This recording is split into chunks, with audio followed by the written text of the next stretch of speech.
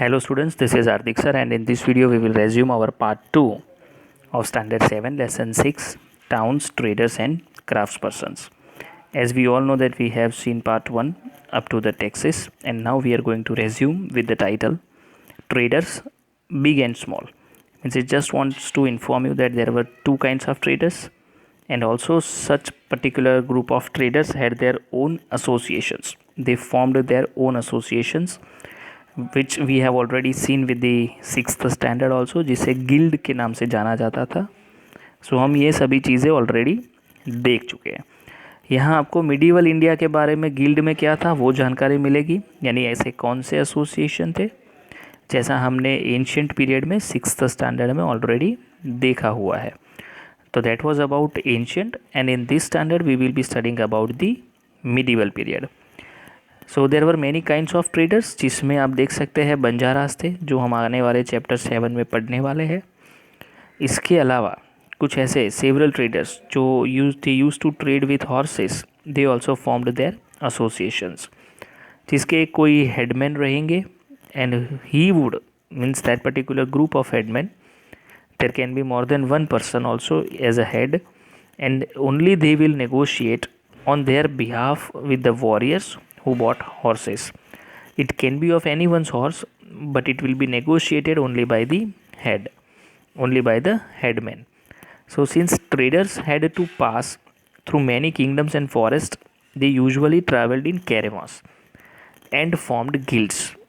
तो ये अपने गिल्ड्स बनाते थे ताकि उनके इंटरेस्ट जो भी है उन्हें सेफ गार्ड कर पाए, यानी उन्हें जो चाहिए अपनी ज़रूरत के हिसाब से ट्रेडिंग कर पाए, नेगोशिएट कर पाए, रॉ मटेरियल कहाँ से लाए, and what would be the expected market to sell the product.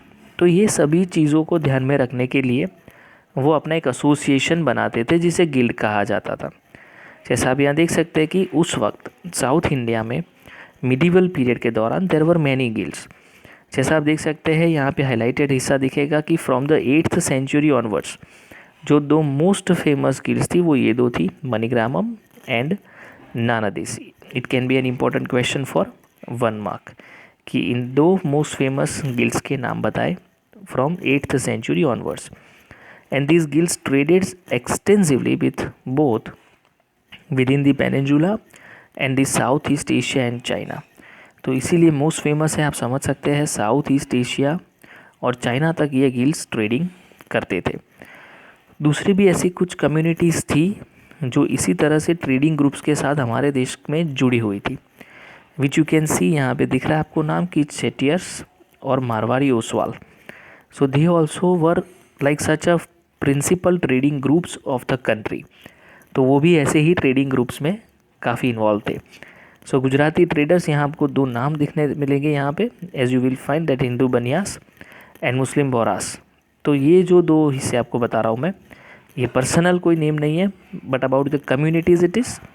They also traded extensively with the ports of the Red Sea, Persian Gulf, East Africa, South east Asia and China. तो आपको Gujarati traders जो थे उसमें से आपको यहाँ पे दो कम्युनिटीज़ भी दी है, Hindu Banias and Muslim Bohras. So they also use to trade extensively. We have seen in 6th standard कि इंसान ट्रेडिंग कहाँ से सीखा. So when the person had surplus production, तो वहीं से अब ट्रेडिंग की शुरुआत हो जाती है. Means if farmer needs 100 kg of rice and he has a production of 300 kg, then obviously the rest 200 kg of rice will be traded. वो उसे बेच के या बार्टर सिस्टम के हिसाब से उसे एक्सचेंज करेगा और अपने ज़रूरत के गुड्स सामने लेगा, या फिर by the cash also he will purchase the goods.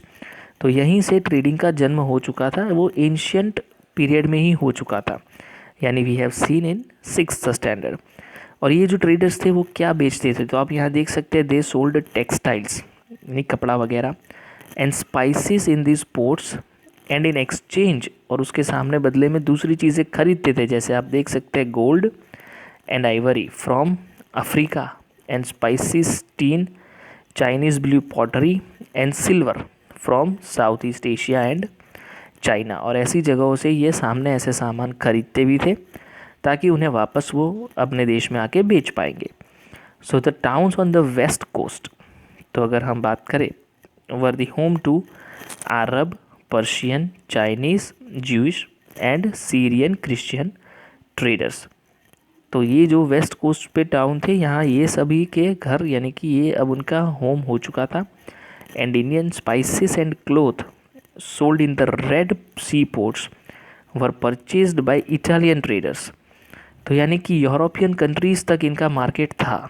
तो ये हमारे देश की जो भी आप चीज़ें देख रहे हैं, इंडियन स्पाइसेस एंड क्लोथ, जो रेड सी के पोर्ट में बेची जा रही थी, सो ये इटालियन ट्रेडर्स इसे परचेस कर रहे थे।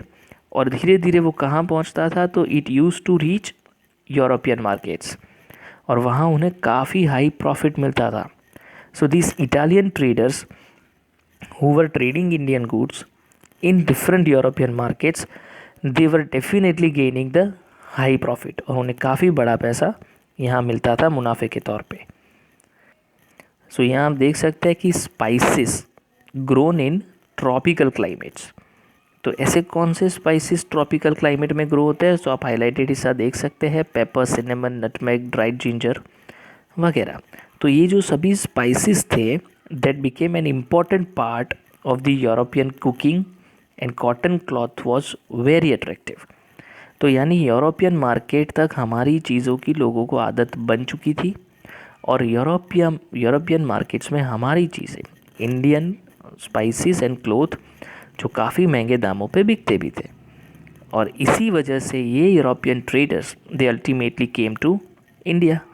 इन्हीं वजह से they were drawn to India, and we will shortly read about how this changed the face of trading and towns। तो जब यूरोपियन ट्रेडर्स इंडिया में आने लगे, हमने देखा है ऑलरेडी, ओके, हम आगे के प्रीवियस स्टैंडर्ड्स में पढ़े हैं, arrival of British, arrival of French हम देख चुके हैं। सो किस तरह से ये यूरोपियन यहाँ आए and how the whole scene was changed.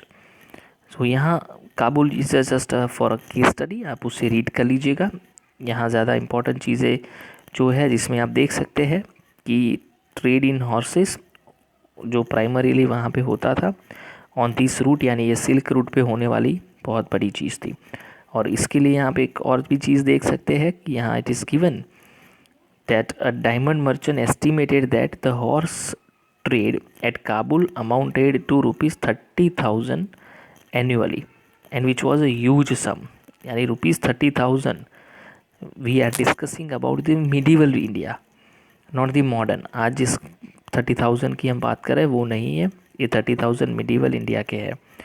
इसके अलावा यहाँ पे आप और भी चीज़ देख सकते हैं कि उस ज़माने में camels carry dried fruits, dates, carpets, silk and even fresh fruits from Kabul to the subcontinent and elsewhere. तो इस जगह पे कैमल्स का इस्तेमाल भी किया जाता था।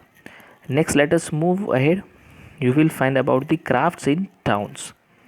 तो सबसे पहले यहाँ आपको एक फिगर दिख रहा है, as you can see. So ये एक कैंडल स्टैंड है, as it is given figure 5, यहाँ आप देख सकते हैं।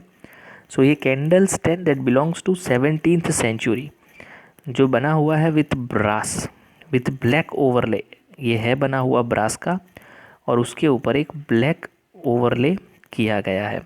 So it looks very attractive, काफ़ी खूबसूरत है दिखने में, और उसके ऊपर जो पैटर्न्स है वो भी मिडीवल इंडिया के दौरान ही ऐसी चीज़ें थी, आप समझ सकते हैं।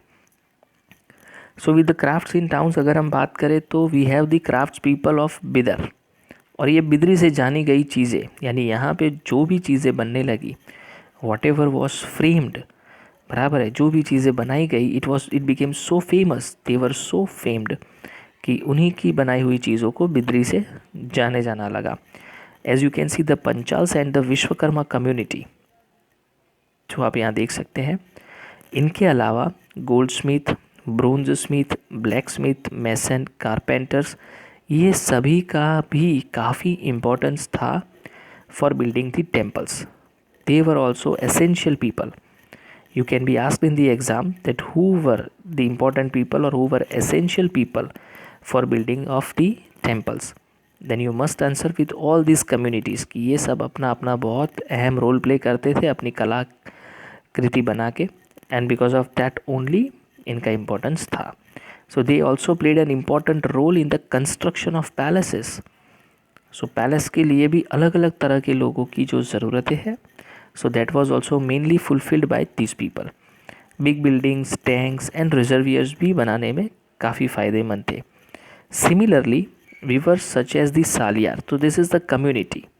और दूसरी कम्युनिटी आपको दिया है कैकोलर्स, इमर्ज्ड एज प्रॉस्परस कम्युनिटीज़.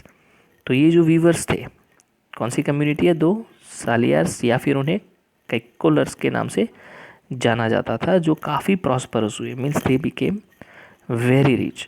और वो बहुत सारे ऐसे लोग थे जो उनकी कम्युनिटी के टेम्पल वगैरह में डोनेशंस भी करते थे. Some aspects of cloth making like cotton, cleaning, spinning and dyeing became specialised and independent crafts. तो बाकी कौन से ऐसे क्राफ्ट्स थे जो इंडिपेंडेंट हुए और स्पेशलाइज हुए? तो जैसा आप देख सकते हैं, क्लोथ मेकिंग लाइक कॉटन, समझ सकते हैं, like cotton cleaning, spinning and dyeing. तो ये अब धीरे धीरे इंडिपेंडेंट क्राफ्ट हो चुके थे. यहाँ आपको इसीलिए एक शॉल जिसका बॉर्डर का हिस्सा आपको यहाँ स्क्रीन पे अभी दिख रहा है, which belongs to the medieval India. These highlighted points are the answers of extra questions as you have already received the assignment. यहाँ हम देखने वाले हैं अब a closer look at Hampi, Masulipatnam and Surat. तो ये तीन शहरों के लिए we are helped with the case study. In this part we will complete up to Hampi and Masulipatnam, and with part 3 we will be resuming with Surat. So first let us have the look at architectural splendor of Hampi. So architectural splendor, वहाँ पे ऐसी कौन सी चीज़ थी जो बहुत attractive थी? तो सबसे पहले let us gather information कि where is Hampi located. तो कहाँ लोकेटेड था? कृष्णा तुंगभद्रा रिवर के बेसिन में वो लोकेटेड था, and which formed the nucleus of the Vijayanagar empire which was founded in 1336. So Vijayanagar empire का ये कैपिटल भी हुआ करता था. And the magnificent ruins at Hampi reveal a well fortified city. No mortar or cementing agent was used in the construction of these walls, and the technique followed was to wedge them together by interlocking. नहीं पता चला तो आप समझिए कि जो हमें ruins मिले हैं, यानी जो भी चीज़ें आपको यहाँ दिख रही है, ये जो पाया गया है उसमें ऐसा कोई यहाँ सीमेंटिंग एजेंट नहीं है, ऐसी चीज़ें नहीं है जिससे ये खड़ा रहा है. They are interlocked. इन चीज़ों को इंटरलॉकिंग सिस्टम से ये सभी चीज़ों को चुनवाया गया है. So that you can find कि काफ़ी अलग टेक्निक था जो हमें हम्पी में देखने मिलता है, और इसीलिए हम इस चीज़ को पढ़ रहे हैं. सो एक फोर्टिफाइड सिटी जिसके बारे में पोर्टुगीज़ ट्रैवलर डोमिंगो पेस भी बात करते हैं. नाम याद रखिएगा.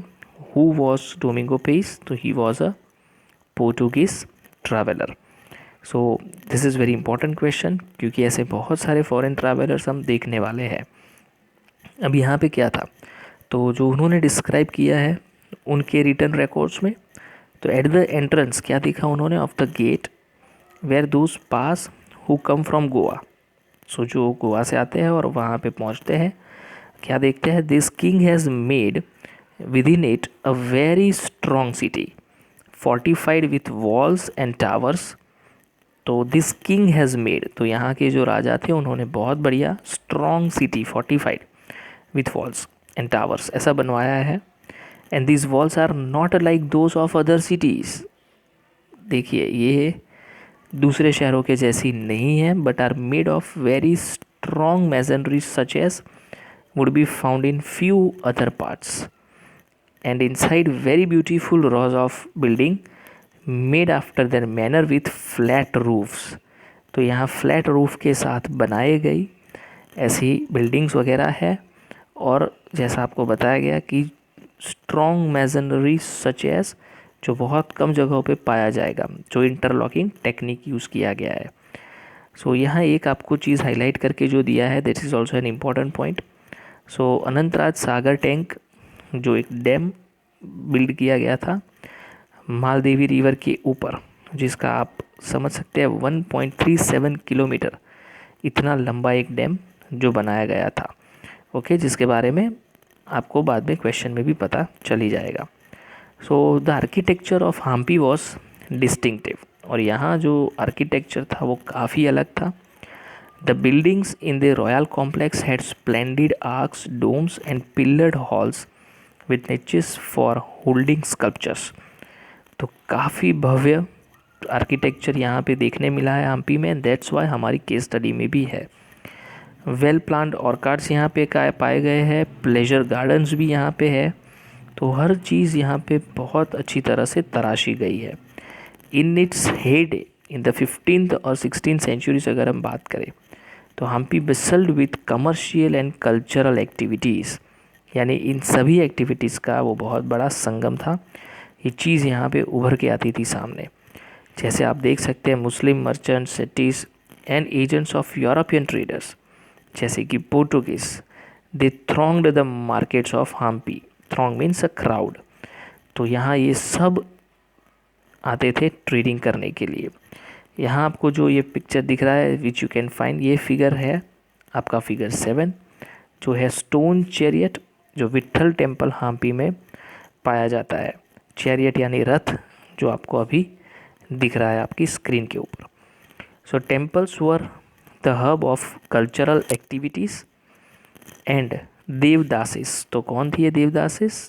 तो they were the temple dancers. Again for 1 mark, important question, who were devadasis? they were temple dancers। तो देवदासिस क्या करते थे? they used to perform their dance before the deity यानी देव भगवान। तो उनके सामने वो अपने डांस, अपने प्रोग्राम परफॉर्म किया करती थी। उनके अलावा रॉयल पीपल भी वहाँ पे मौजूद रहेंगे और बहुत सारे लोग भी होंगे। और ये कहाँ परफॉर्मेंस होगा? So in many pillared halls in the Virupaksha, a form of Shiva. So Virupaksha temple में ये बहुत सारे पिलर वाला जो हॉल है, यानी बहुत बड़ा हॉल है, वहाँ ये परफॉर्मेंस होता था जहाँ सब लोग मौजूद रहते थे। यहाँ आपको एक फेस्टिवल के बारे में भी इंफॉर्मेशन दी गई है, the Mahanavami festival. So which is festival? The Mahanavami festival, known today as Navratri in the south, was one of the most important festivals celebrated at Hampi। जो आज नवरात्रि से साउथ में जाना जाता है, उसी फेस्टिवल को पहले महानवमी से जाना जाता था। Archaeologists have found the Mahanavami platform where the king received guests and accepted a tribute from subordinate chiefs। From here, he also watched dance and music performances as well as wrestling bouts। तो आप देख सकते हैं कि यहाँ एक platform भी पाया गया है जहाँ किंग बैठते थे, यानी कि वो वहाँ से इन सभी प्रोग्राम्स को एंजॉय करते थे, डांस देखते थे, म्यूज़िक परफॉर्मेंसेस को देखते थे, सुनते थे, और इवन रेसलिंग को भी देखते थे।